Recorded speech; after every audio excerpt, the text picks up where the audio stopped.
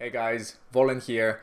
I want to talk to you today about types of drawing. And by that, I don't mean comic book drawing or manga, anime, realism. I don't mean those. Those are styles. And to me, those would be subcategories in our bigger types of drawing that I want to talk about today. And I want to talk about this because art and drawing can be very confusing to study. And the reason about that is different artists will use the same word, but it means very different things depending on who's using it. Drawing, for instance, to a technical artist or a product designer would mean a very different thing than drawing to, let's say, a cartoon creator or a fine artist. They will all say drawing, and to the beginner, when they hear that word, it's like, okay, drawing, learn to draw, sure.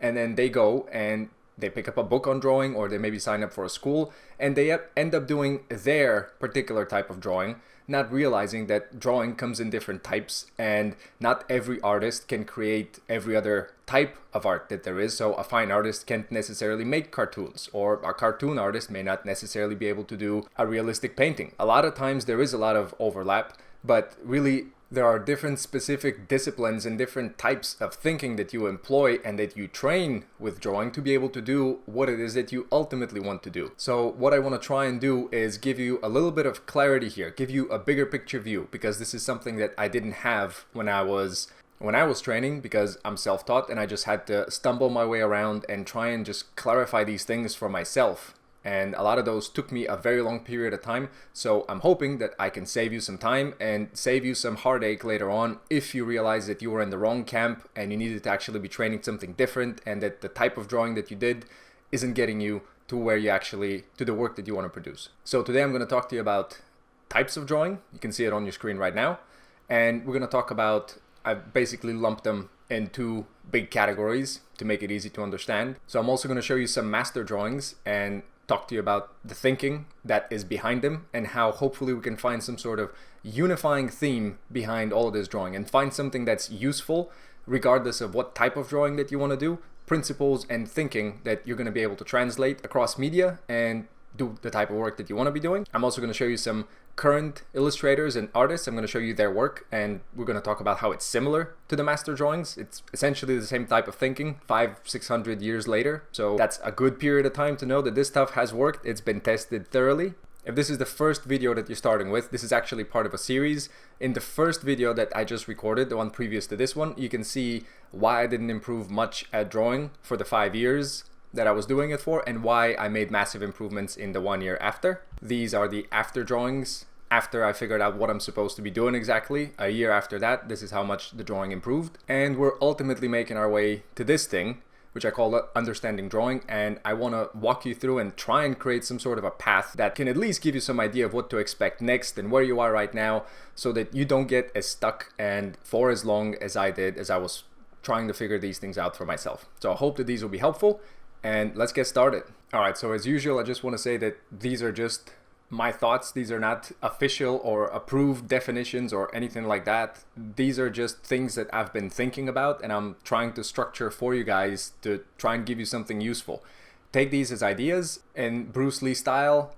Take what is useful, discard what is not, add what is uniquely your own. So just take these as ideas. There are essentially two different types of thinking that you can employ when you're drawing, and they dictate your depth of analysis, your depth of understanding the image or the scene that you're drawing. These types of thinking aren't opposed to each other necessarily. I am laying them out as separate things here just to make the point, to make it clearer for you to see that you can either be in one camp or the other. But some of the best artists out there, they basically understand what it is that they need, and they will combine different types of thinking to solve their problem. With any master, it's always hard to figure out exactly what it is that they're doing, just because they're so skilled and their process is difficult to deconstruct because it's a blend of so many tiny little things. But for us, it's easier to just look at things as isolated pieces, understand what it is that they are, just so we know that those are the major categories that we can belong to as we're learning to draw. Drawing is all about thinking. You're essentially communicating an idea, a visual idea, to someone else. And before you communicate it to someone else, you yourself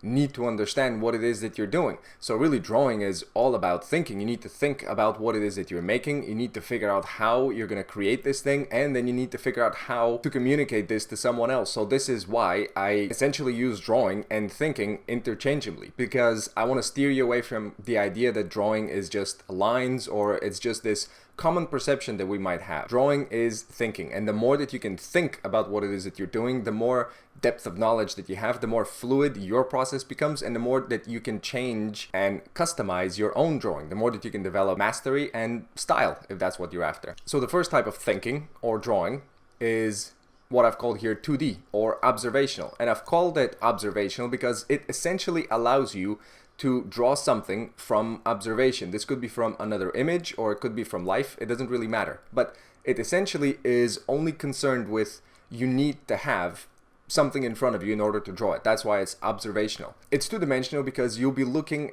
at scenes or images essentially as two-dimensional, as flat. You'll be looking at them as if they're already on a canvas or on a piece of paper.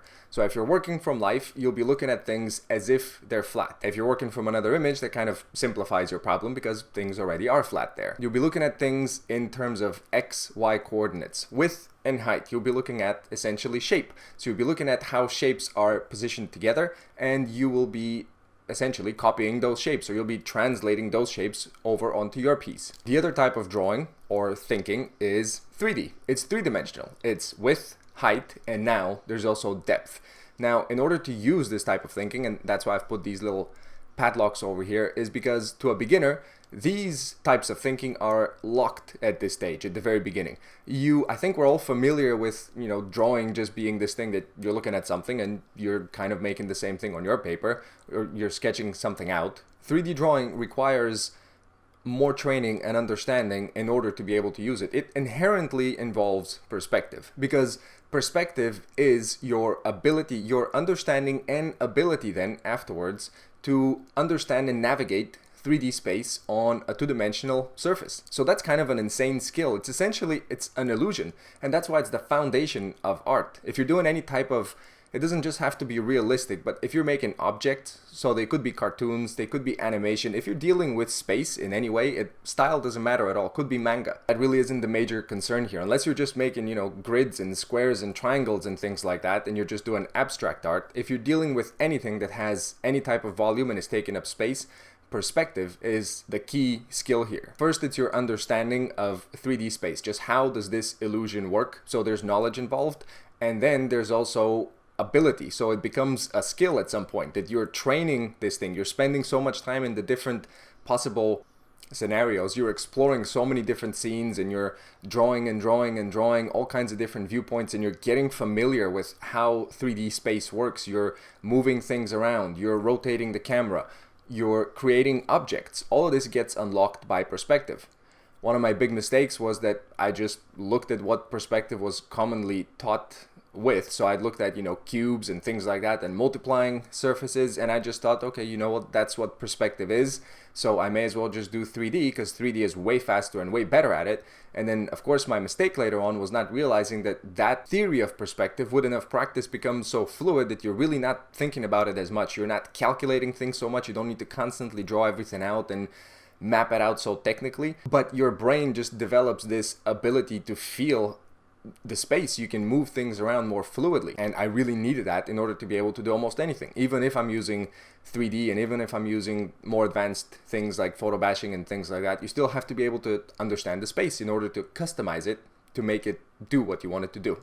So in our 3D camp, we're going to have essentially two different ways here to think about it. So the big picture is we have 2D and then we have 3D, and then within the 3D I've split it into two little categories. So I'm going to show you some examples in just a second here before we look at these a little bit more in depth. But I want to show you these finished images right here at the bottom.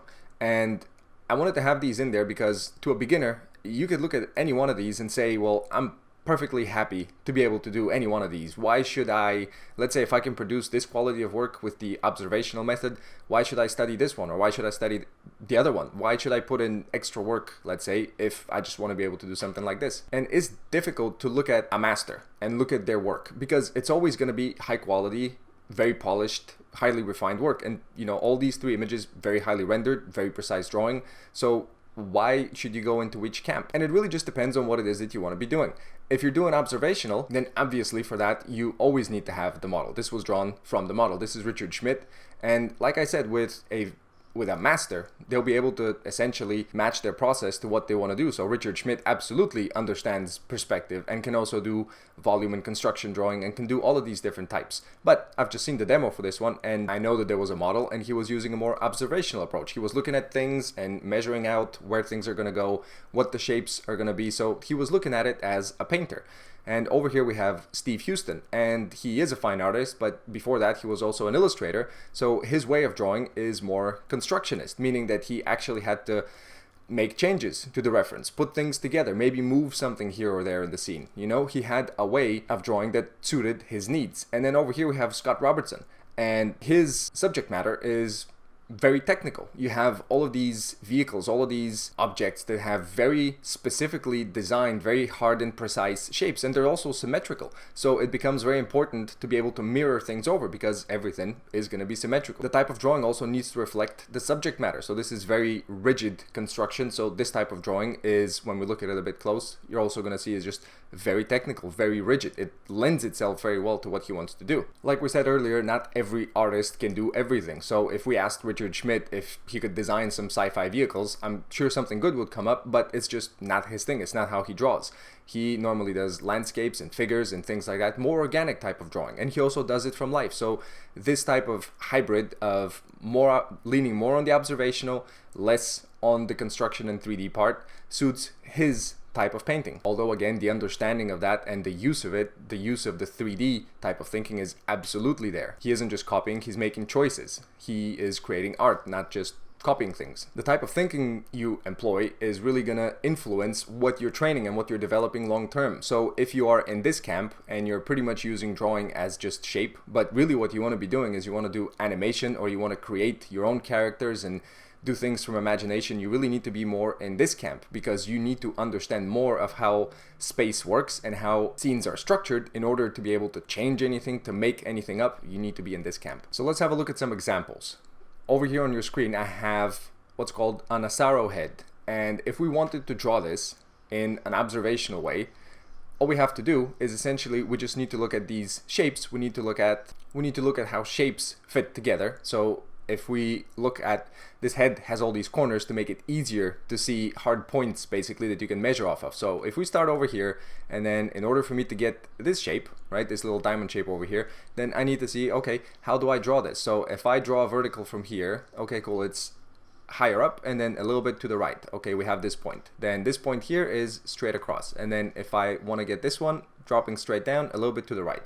So this is why you'll see people have all kinds of different devices. They'll have a plumb line, which is like a line that'll be hanging just across on the actual model when they're drawing from life, and they'll also have a vertical on their canvas in the same space. So they'll just have this vertical that they can match from the scene, from what they're looking at, onto their paper. People have had all kinds of different devices over time to make this easier. People would have grids that they will look through, and this is like hundreds of years ago. So you would have this grid made up of strings, I guess, and then they would have the same type of grid transferred onto their canvas, and they would be looking through this grid and then just copying things onto their paper. They're just looking at the grid, which allows them to measure horizontals and verticals. So I've just toggled the grid on. You can see when we put this on, it makes it very easy to see where all these points are. And I've seen a lot of tutorials when I was just starting out, and I had the illusion, I had the understanding that drawing kind of ends there. It serves that purpose only. So this is why I'm talking about all these types of thinking so much, because it's very important to understand that it actually doesn't end there. You can really open this up quite a bit more, which will then allow you, it'll give you the opportunity to do a lot more things after. So if we're looking at things just in terms of shape, okay, cool, we're looking at all of these different things. Now for me to get the next point, again, diagonal, a little bit lower, a little bit to the right. So all these different points, I can just take the time to, if I'm drawing this, obviously I'll be doing it over on my canvas here, so I could just be looking at these and getting all the points, and sooner or later, at some point with just some refinements here and there, I would get something that looks like that same head. So I'm looking at things very two-dimensionally here. I'm looking at shape.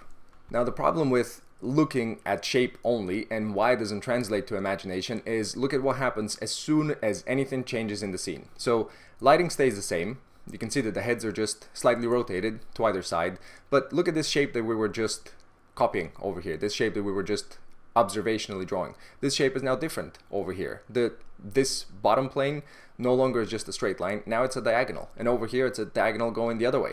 Not only that, but it's squeezed over, and this side is now a bit broader, so the shape is now wider. So this shape that we spent so much time looking at, it's now completely changed. And look at this and how small it is. Now look at how massive it becomes over here.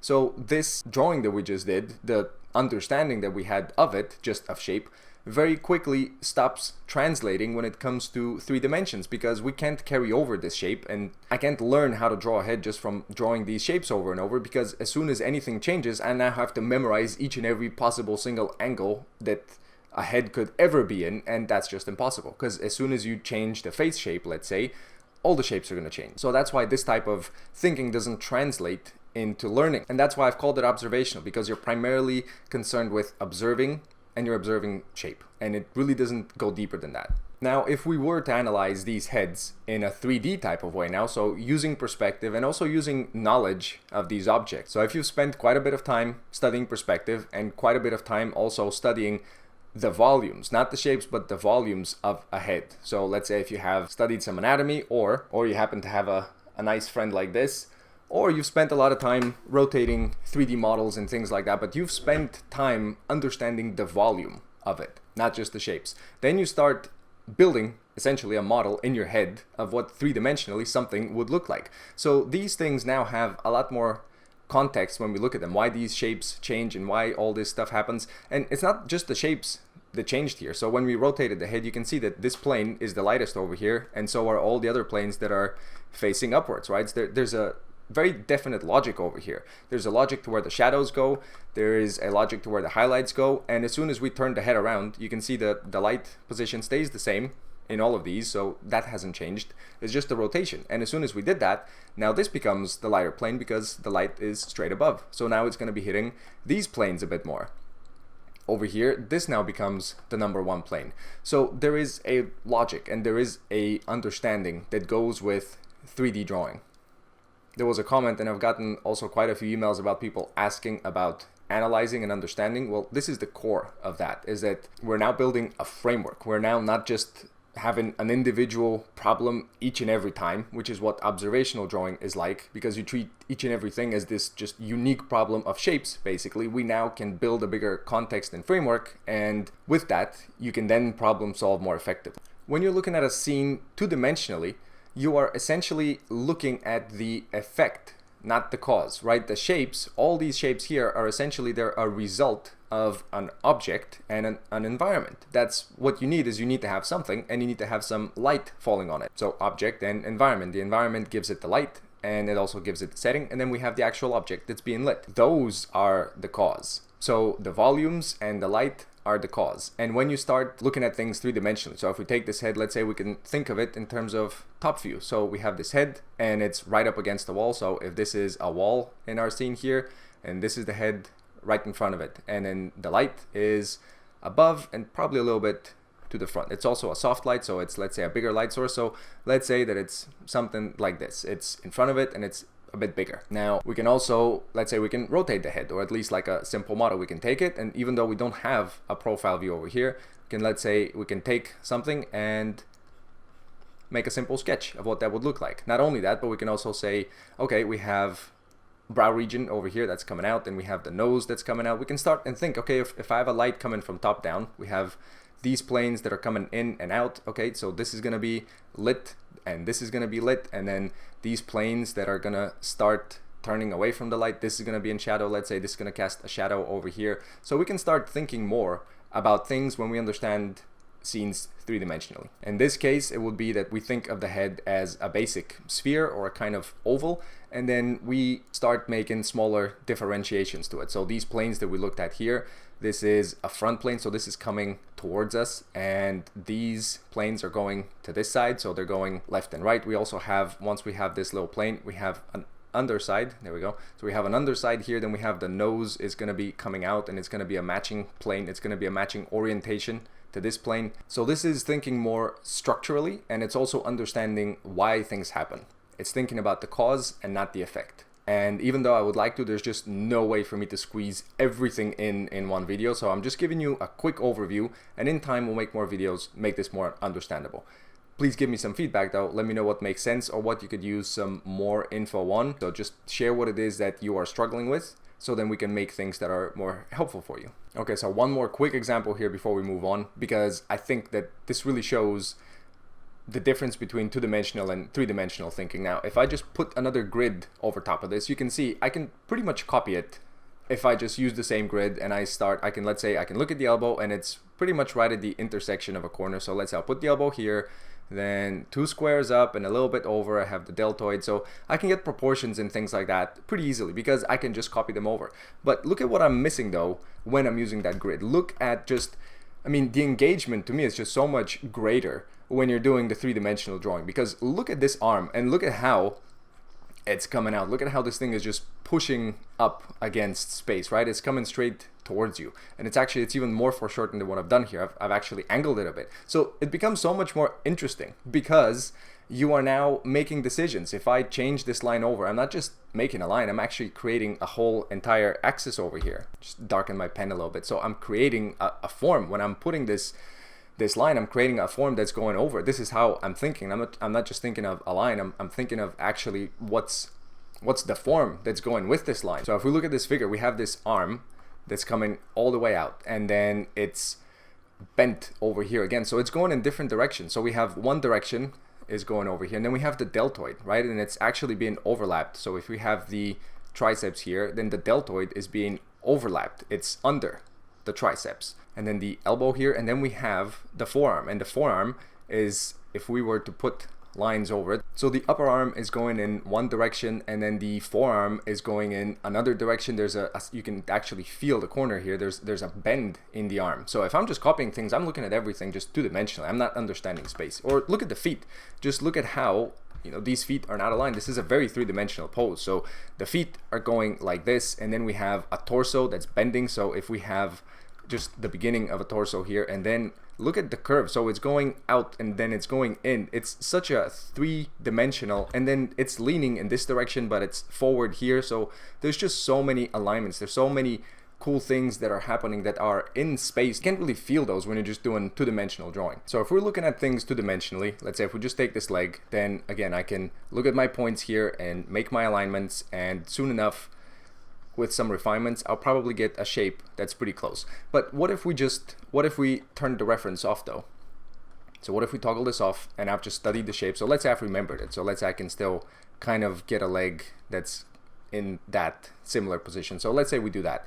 But what if I want to rotate it though? What if I want to animate it? What if I want to move it? So three-dimensional is the only way that you could possibly think about this, because we're not dealing with shape anymore. It would be, okay, we have the volume of the quads, so we have the upper leg, and then we're gonna have calf and adductors over here, and then okay, so we can think volumetrically. We can think of these things as just simple volumes, and then we can rotate them, and then we can orient them in whatever configuration we need them in. Now this may look kind of like a shape, and this is the hybrid thinking that I was talking about. When you train these things a little bit more, you start being able to read dimension more into these things. So this may look like it's it's more of a shape type of approach, but really I'm constantly thinking about things like this, like as if they have a wireframe over them, as if they have dimension built in.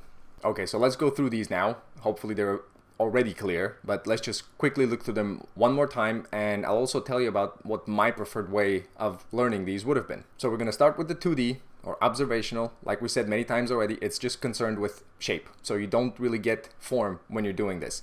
And again, it's not necessary that some of the artists that are teaching this method, that they actually don't have knowledge of 3D as well. Like I said, most accomplished artists, they'll just have a hybrid approach. They will be using all kinds of different thinking, but that makes it confusing to a beginner. So we're just categorizing these just as a way of thinking, but of course you will be able to combine these. So just look at this drawing for a second and just see how the drawing is used. So this is just the blocking, and then this is the final drawing. So the final rendering. So look at the drawing here and look at just how little dimension there is in the drawing. You can't really tell what the shape of the hair is just by looking at what's here, like the information in the drawing.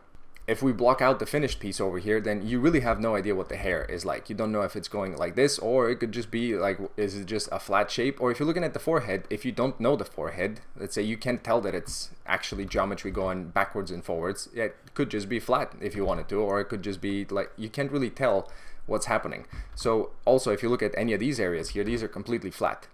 So there's actually a little bit of cheekbone. Look at just this one line and how much dimension it gives. But if you take that away, then all of this area is just ambiguous. And if you look at this area, like, is this going downwards? Is it going inwards? Is it coming out? You can't really tell which way it's going. So this is why it's observational, because drawing is often used as just a way to map areas. Jeffrey Watts calls it mapping. You're outlining essentially where the shadows are going to go, and then when you fill them, you have your rendering. So drawing is just used here as a way to measure things, to align stuff, to make sure that features and everything is in the right place, and then afterwards you put your shading right over top of that. And so drawing is essentially used like a block-in. You can see none of these, they're just outlines. They don't have any dimension. You don't know if it's a round thing, which it is, or it could just be flat. You know, this could be some sort of, let's say there's a little something behind it. It could be a cutout. It could be a cardboard cutout that's just being held up by something that's behind it. You can't really tell. So drawing is a placeholder that then gets filled up. So this is this same object, right? There is dimension and volume in the final, but drawing is used very two-dimensionally. So what we can say about this is that for a beginner, it's a pretty big danger that you may get stuck in copying. So if you're not understanding things three-dimensionally, it's highly likely that all you're doing is you're just looking at shapes and you're copying them over, and then once this shape, if your object turns or anything happens, this shape can now not be translated into long-time learning about the object, because each and every shape and each and every viewpoint of everything is always going to be changing. So there's a high likelihood that you may get stuck in copying, which is highly dangerous because it doesn't translate into imagination work. You can check out my previous video about that. So this type of drawing is inherently, it's easier because all you're dealing with again is just X and Y. So you're just looking at things at verticals and horizontals, and you're just trying to align those to create what it is, what the object is. You're just looking at things as flat. You can get stuck in copying, which is pretty dangerous, and it's kind of like it's almost like rewriting an image if you're just copying. So that means that you have something and you're just trying to move it over to your piece of paper. You're just looking at everything and you're just trying to copy it as straightforwardly as possible. Okay, now the 3D camp, like I said before, this inherently involves perspective, which is why these are locked. So if we remove the locks over here, let's say you're studying some perspective, this will be my preferred way of having done things. I started with the industrial design method, and Scott Robertson and Marcos Mateu Mester, I'm not sure how to say his name, so just gonna call him Master Matthew. Okay, so Master Matthew, Master Marcos over here, they have some great books on perspective. So my preferred way of having to learn to draw three-dimensionally would be to start with Scott Robertson's How to Draw book, and I would supplement that with Master Marcos's Framed Perspective. He also has another great book called Framed Ink, which is about composition. That's unrelated to the drawing though, but I just wanted to say it's a great book. So Scott Robertson, How to Draw, Master Marcos Mateu Master, try and say that 17 times quickly. His books, Framed Perspective, both of these are great guides to perspective. They have some overlap, but they also have some different ways of doing things, and it's important when you're doing perspective or anything complicated to not just rely on one source, have many different books. If you get a perspective book from 100 years ago, they have insane constructions in them because they had people they didn't have to rely, they didn't have 3D or anything like that. They had to construct everything. So they had to rely on perspective solely for everything. So you can actually get some incredible information from some older books. So Scott Robertson and Marcos, I would probably start with their books. Now, my problem after that, so I learned a bit about perspective. Now, my problem after was that I ended up in this camp. I ended up just drawing like this constantly. So I would always be trying to make these precise constructions and always try and render every single thing out. And this is not a way to sketch though. So I think this is the way to learn. I don't think there's a better way to learn perspective than Scott Robertson's method. It's very thorough. It's very precise. You can see that this drawing that he has here, each and every single point is mapped out. Whether you see it or not, this vehicle is completely deconstructed. It's just everything can be changed on it. Now, Scott Robertson can draw in perspective and design like a beast at the same time because he has just had a ton of practice, decades probably at this point, of doing both. So he can combine them and come up with something great. Me, I failed at trying to draw this way for years because this type of thinking is a way to mostly finalize something, and it would also depend on the object that you're drawing. But this isn't great for sketching because it's too restrictive. There's too many points, there's too many different things for you to just be able to focus on. Okay, well, let me just sketch something out, let me make some sort of an object, let's see what comes out here. To be able to think freely, you can't be constraining things with grids and things like that. And I think Feng Zhu is actually someone great to look at for a hybrid approach between industrial design and volume drawing, which is what we're going to look at in a sec, because he'll start something with just like a line. So he'll have the grid just in his brain essentially, but over that he'll then just draw something crazy that goes in all kinds of different dimensions, not just 3 dimensions. So he'll do something insane over top of that, and then afterwards he'll tighten the drawing and then he'll refine it and realize what the actual volume is, etc. So he will be using this type of thinking, but let's say about 10% of it as he's sketching, and then 80 to 90% will be volume drawing, and then afterwards when the sketch is finalized, he'll then come back to this type of thinking again and tighten it up with another pass. So when I was starting to draw, I really didn't have much experience sketching at all, which meant that my design sense was pretty lacking and my intuitive understanding of form was pretty low as well. So my preferred way of having to learn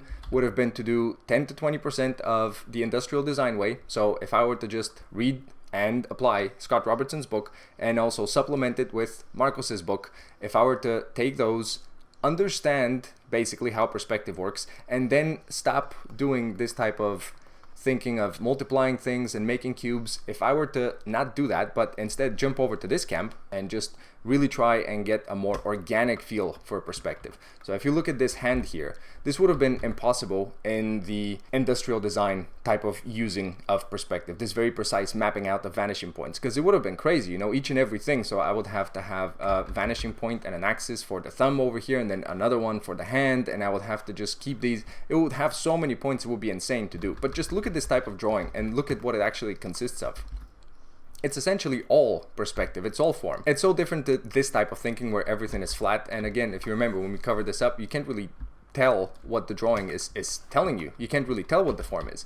But look at this, there is no after here, there is no rendered hand. All the information is contained here, and it's so three-dimensional. Each and every little line tells you about the volume of something. It tells you the story of the volume. So each and every tiny subtle little orientation of this hand is mapped out through the use of these lines and through all of these volumes that are just coming together. So this is very organic perspective. It's a very fluid way to think about things, and this is something that isn't just thinking, this is training. This is very highly developed thinking and training. This is internalized perspective essentially.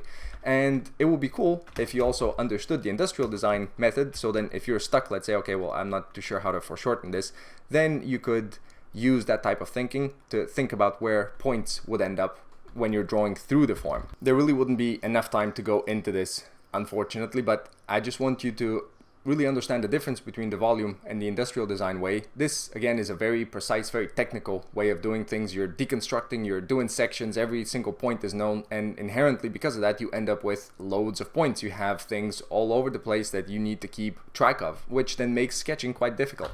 This method, on the other hand, has perspective built in because of how you're drawing. So when Steve Huston, this is a Steve Huston drawing, so when he's drawing this hand, he's essentially, like we were doing before, even though you just have 2 lines, he's still thinking of this. These are not lines, this is a volume. So over here you have this cylinder, and in this cylinder then you have this egg shape that essentially is going to go in, and then you have a wedge for the hand. So each and every thing here is, you can feel that there's more contour in these, there's more volume here. That's why I call it volume. It's because it's essentially these primitive shapes. It's like there's a sphere over here and there's a cylinder here. So these are constructed, these aren't copied over.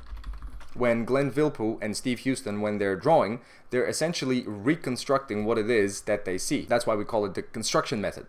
If you hear Glenn Vilppu in one of his lectures, he's essentially narrating what it is that he's doing. And what he's talking about is constantly just construction. He's saying about, let's say he's feeling the deltoid. And from the deltoid, there comes the arm. And then over here, you'll have the biceps. And the pec, let's say, is overlapping. And then over here we're going to have the clavicle is going to be going this way. So he'll constantly be talking about what it is that he's drawing. He's not just copying these things, he's actually fitting them together. And this is what I mean. These things are constructed, they're fitted together. This form, not shape, this form is overlapping this form. And then look at how much dimension is in this one tiny little subform over here. All of these are being smashed together. They are constructing the hand, and the hand is a very three-dimensional entity in this stage. And if you look at Steve Huston, for instance, when he's doing his hand drawing lecture on New Masters Academy, he's essentially drawing a crazy detailed hand with no reference whatsoever. He's just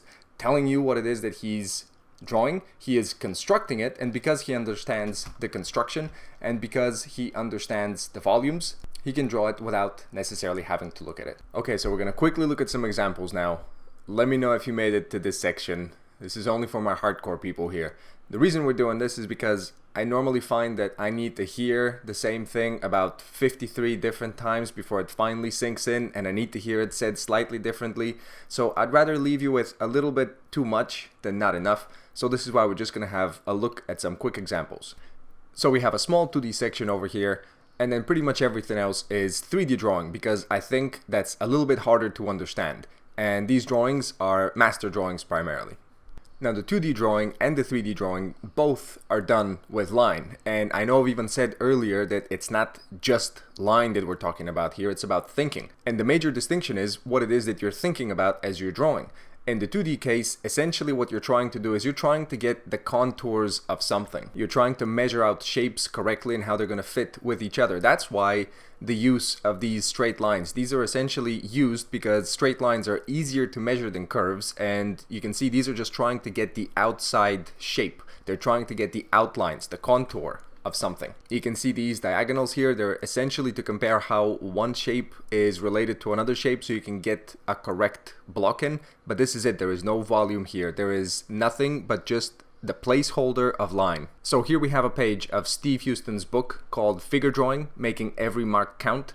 And you can see how different this type of drawing is to what we just saw. You can almost feel which way everything is facing. You can almost feel in which direction things are going. You can definitely tell that the pelvis is closer to you and then the torso is leaning away from you. You can tell which direction things are going, and you can tell how much space they occupy. This is the core of construction, and why it's important is because when you're drawing something from imagination, you need to make sure that it obviously looks like what a real object would be like. You need to make sure that, let's say if you're drawing a face, that you need to make sure that the volumes of the face are correctly positioned, that they take up enough space, that things are not squashed together, that you're not actually destroying the bone structure of the head. You need to make sure that all of these volumes are respected. And you can see here what I've done is I've just removed these lines that are just going over the form, and you can see how much volume they give. This is essentially shape, this is 2D, and then this becomes 3D by just drawing these contours over. You're essentially creating surfaces now. You're creating this wireframe. And I'm sure you've heard this 1,000 times before, but really all of these objects are just made up of primitives, of spheres, of tubes, and of cubes. And when you put them together, you can see that this is essentially either an elongated cube or a squashed sphere if you prefer. And then we have a tube that's fitting right into that. So these objects are essentially fitted together. So we have the sphere and then we have the tube that's inserting into. So these things are fitted together, and this is why I keep referring to construction, because you want to make it feel like things are belonging together, like there's a structure, a framework beneath them, that they're somehow connected, that they're not just shapes butting together like here. They're not just one next to each other, but they're actually penetrating, they're getting into, because when we're drawing the figure, this is essentially what we're drawing. So the closer our thinking can be matched to what we're doing, the better the outcome would be. The reason why volumes and primitives are so important is because this allows you to think about how things are positioned in space, and then you can also reposition them. Here's how a 3D program works, and it's essentially very similar to what we were just looking at. There's this wireframe that's over top of this model, and essentially the wireframe comes from all of these points. Each and every corner here is a point, and the 3D program just has information where each and every point is in space, and you can just do anything now. You can rotate this model, in any direction. You can also shade it. You can see how light is applied to this. So basically 3D software just understands a form entirely. It knows where each and every point is, and then because of that, it's volumetric. It isn't just shapes. And having models like this and rotating things around is a very useful way to get used to the fact that things are made up out of all of these volumes that are put together. You can see how here's a sphere over here going into a cylinder. Here are essentially spheres for the eyes that are pushing out the lid. So everything that you see on the model is essentially a cause and effect relationship. The spheres of the eyes would be pushing out the eyelids here. The eyelids have a thickness. Over here there's a bone underneath, the zygomatic bone. So everything is a cause and effect. The lips are wrapping around the teeth. So everything is very, very volumetric, volume driven. The volumes are the cause of what we see. And this is why it's important to think about construction as you're making things, because it's important to think these simple volumes and how they're going to fit together, where the parts are going to come out of. Because if you don't fit things together correctly, this is what you end up with in your drawing. When something doesn't seem right, when something doesn't look like it belongs where you've put it, it's most likely because it's intersecting into something else. It's penetrating into something else where it shouldn't be.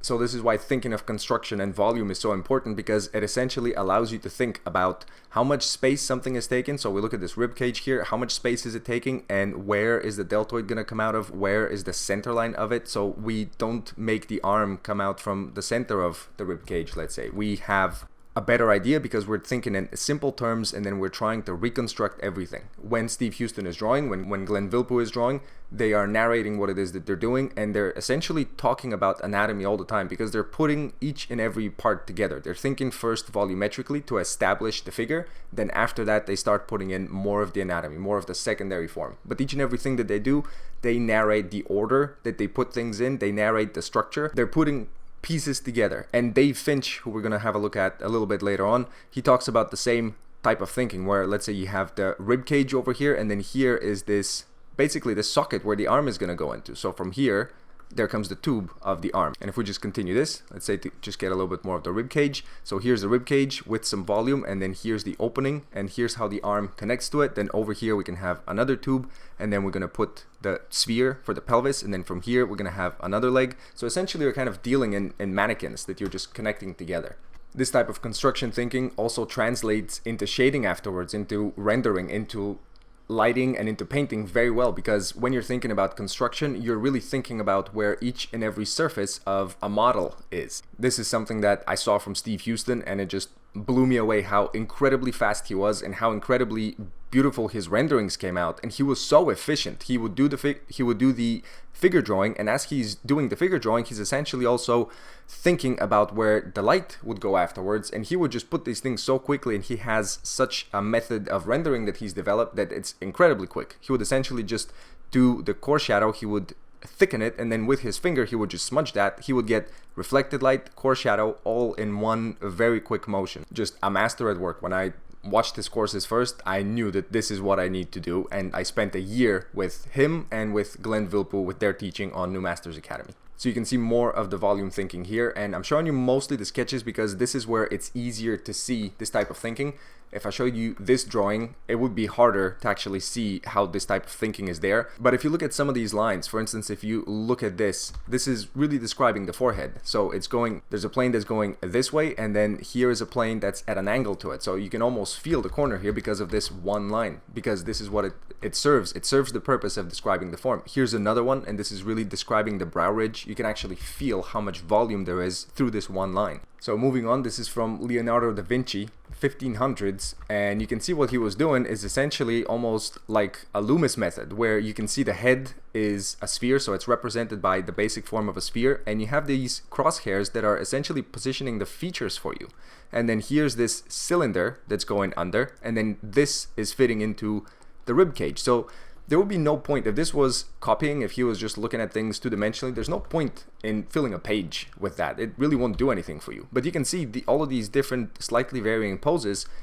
This was someone trying to understand something. And in this case, he was looking at the volume of the head and then how it fits into the neck, I would think. So this is someone using drawing to understand how something works so that he can reconstruct it, so that he can look at it, he can understand it better, and then he can use it in his own work. He can make his work have more life because he's observed and studied how these things work, so that the next model he draws, he has this knowledge in his head of how the neck from this particular study exercise translates really into every other neck and head that he's going to draw. It isn't just this individual shape configuration with each and every drawing that 2D drawing kind of has you do. So we're going to look at these drawings now, and these are by Glenn Vilppu, and I wanted to have these here. This is from the drawing manual of Glenn Vilppu, and he teaches at New Masters Academy as well, but you can see the thinking behind these drawings. Very volumetric. I think he taught at Disney for quite a while, so this is the type of thinking that animators would use as well.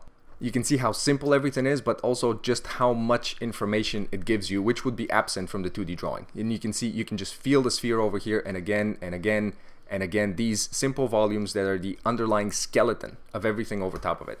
And this same type of thinking, I mean, this is a very similar, if you look at this rib cage, and if you look at the torso over here, this is just so similarly done, but at the same time, there's just more information here. You can see how just these very simple means of expression, just a couple of lines, are essentially describing the rib cage. And over here, when you get to the leg and the pelvis, you can just feel the volume here of where the bone is, and you can just feel the gluteus medius, the tensor fasciae. You can just feel all of these muscles. You can feel the volume of the muscles of the leg. And this is how Glenn Vilppu talks a lot of time, and I know it doesn't make sense maybe when you're first hearing him when he says that he is feeling the form. What he means is that by this stage he's just developed his intuitive sense of space so well that he can just look at a contour, he can look at a volume, and essentially to him, he's trained his brain to just trace that thing but in space, meaning that he's not just looking at this as just a flat shape, he's thinking of that as going in and then coming out, and then he's really, it's almost like putting your finger onto something when you develop your sense of form through training drawing. He's actually feeling how something's going in, and then he's feeling how another thing has volume to it. So if you look at this bicep, he is just thinking, he is feeling that this thing is a volume, that it has a backside. So essentially you can replace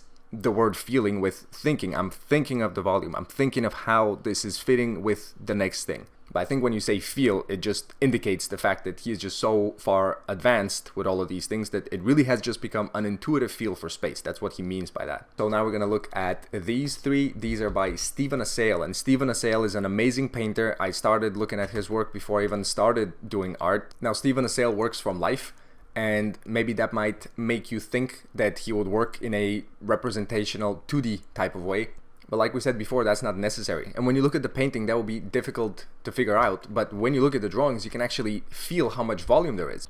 Just have a look at these few lines and how they describe the leg. And then here's again the volume thinking. These lines are going around. He's thinking of this leg not as just this shape. He's thinking of it as a volume. He's thinking of how it fits into the next part. Look at the arm, same type of thinking. Everything here is very, very three-dimensional. And this type of thinking and this type of understanding allows him then to make changes, because look at this painting. No one looks like this. These colors are not what was on the model, and the shading and the texture, the rendering, everything is so custom to what it is that he wants to say. He's an artist. He's not a copy machine. He's not just looking at shapes and then copying the colors that are over top of the shape, coloring book style. He is thinking, he is making decisions, and he is able to do that because he essentially understands the visual language so well, the language of light, the language of drawing, that he is able to go in and change things to the way that suits him. Here's a head by Stephen Assail again, and he's fitted it into this cube over here, so I'm pretty sure that this was a demo, that he was just showing his type of thinking. And you can see there's basically a front-facing plane and there's a side-facing plane, and this is defined by this cube that he's drawn around the head. So again, volumetric thinking. Essentially, I'm just trying to sell you on the fact that if you are looking to do imagination work, or you're wanting to change things in any type of way, you need to go beyond just two-dimensional copying. You need to go to three-dimensional understanding of a scene, because this will then allow you to understand what it is that you're doing rather than just be copying. Okay, so we already looked at these, some sketches from Steve Huston, and these are, I think they're all 1-minute drawings or something like that. So you can see within that 1 minute just how much information is put in there. You can, even from the very few lines now, maybe because I've seen him draw so many times that I kind of almost feel what's going to happen next, but just very few lines, very sparse communication method, but at the same time filled with information. So I wanted to show you this master drawing quickly here. It's hard to say how this was done. There's no way to really just to look at it and figure out how the artist, if he had models or what it is that he was doing. But you can see how they were experimenting with this arm position here. I mean, they were trying different things and they were thinking about what it is that they're doing. So they were essentially trying to figure out how these actors, how these volumes would tell their story best. And if we just go over and just look at details here, you can see how each and every line again is going over the form. So someone hundreds of years ago trying to think about their art and trying to create a scene from their head, they were using essentially the same type of thinking, because this is what allows you to think about your drawing and not just copy stuff. And it doesn't really matter what style you're into, it could be very cartoony, but this is essentially built from the same things that we looked at already. Here's the sphere, here's another elongated sphere, here is kind of a cylinder, and then another cylinder. And then this little guy is primarily just made up of all kinds of little spheres. So it doesn't really matter the style, it's the thinking that goes behind it. And it goes without saying that I also recommend you check out Steve Huston's book, because it's essentially filled with construction. And you can see a ton of these sketches, and he also walks you through the different body parts and how they're made up of the simple forms and how he fits them together, etc. I keep talking about Steve Huston and Glenn Vilppu because this is what helped me. Okay, we're going to take a quick look at current day illustrators and John Sargent, who doesn't fit in there. And this is for people who may not like master drawings, which to me, it really doesn't matter, to be honest, when the drawing is from. I'm a fan of any time and any style. But I want to show you these really quickly because it's the same thinking to what we just saw from Leonardo da Vinci and from all these other masters. It's the same. These first few drawings are from Dave Raposa, and this orc guy over here, there's actually a 15-hour tutorial that he walks you through the entire process of this thing. This was made without reference, so there was no model, there was no actor, there was no photo that he was looking at. He's essentially studied hundreds, if not thousands, of different heads. He understands the volume of the head. So this is essentially a sphere that we have with the crosshairs for where the features are going to go. And then we have this fitting into the neck. My guy is looking a bit off to the right. But once you have this simple construction, then you can go and, okay, let's say brow region over here. And then we have the shape of the skull. And then over here, we're going to have the other brow. And then we're going to have the cheekbone coming down. And then the nose is going to be coming out. And then the mouth is going to become, then the chin.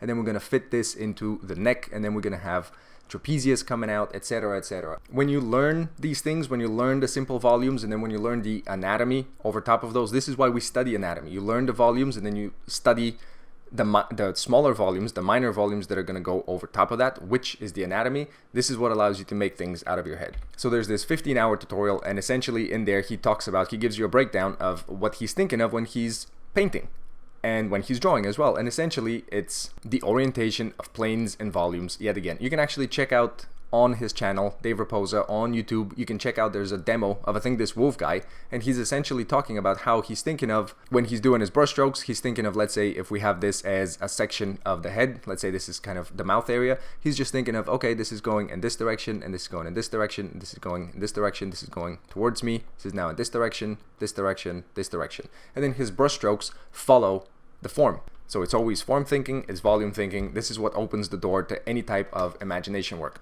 Let's look at this guy, and he is essentially made, I mean, you can see how beautiful these primitive forms are, and also how simple they are. Look at this, it's essentially, it's a big tube, and here you have smaller tubes that are fitted together with a sphere that's in between for the joint. So you have a sphere, and then a tube, and then a tube, and then a sphere.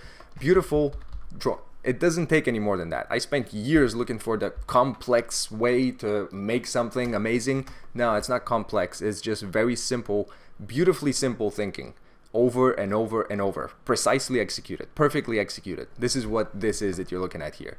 And look at each and every line. It's essentially describing the underlying volume. So here's like a sphere, basically, that's cut off at the bottom.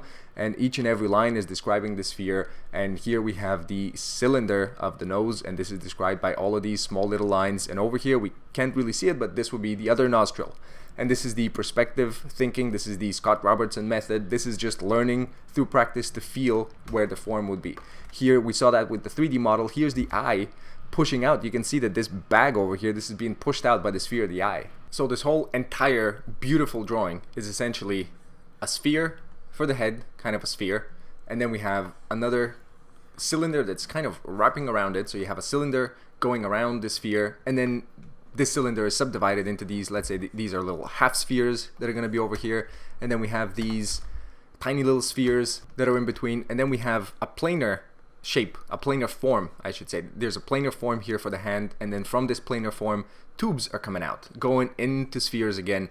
This beautiful, amazing drawing is made from the simplest of thinking, but executed on perfectly. This doesn't require crazy techniques and years of software and all of these side things. All it requires is just impeccable thinking on the very, very small things. And look at this beautiful shape design that goes over top of all this drawing. Just this beautiful sense of what makes a good design. And this is something that's trained as well. Just look at the contrast of these shapes. Look at how dynamic they are. Simple thinking, beautifully applied, and just perfectly executed on. This is what this is. Now, I wanted to have these in here as well, because I think if you're looking at something like this, you may think that this is just contour, that these are just the outlines, essentially, but it is an outline. This drawing was more than likely started with something like this, where look at all the scribbles that are underneath, and I'm not even sure if this is the first pass and this is the second pass. We could be looking at, let's say, a second or a third pass over here with all of these scribbles underneath. So at first you're looking for the design, you're trying to figure out what it is that you're drawing. Then after you have a little bit of an idea, then you go and you redraw that, you make it clearer. So it's very likely that what you're seeing here is a result of scribbling and looking around, and then at some point when you arrive at what it is that you want, everything but the most essential lines were left. So you might be looking at this thinking that it was just contoured, that it's just shape drawing, but this was more than likely constructed in the same way. Again, volume thinking, form thinking, and then everything was erased but the end result. It's kind of like making a building, right? You don't need the scaffolding at the end, you take that thing off. So you don't necessarily need to have all of the other scribbly lines that may have been there before. And let's actually have a look at this drawing over here. You can actually see, so if you look at this from far away enough, it almost looks like he just knew exactly where everything is going and it was just drawn perfectly from the very first try. But it's more than likely that there was construction going on underneath, and these lines here, these scribbles, were probably indicating how he was thinking of the form of the head and then putting in the features. And you can see that in these mannequins. So we're looking at Dave Finch now. You can look at these mannequins. These are from Noman. So there was a DVD from Noman years and years ago where he was showing you how he does dynamic figures. And these are essentially, I mean, I've said it 100 billion times already in this video, simple volumes over here constructed and put together and positioned in the way that he wants them to be. And then the anatomy would be put over top of these.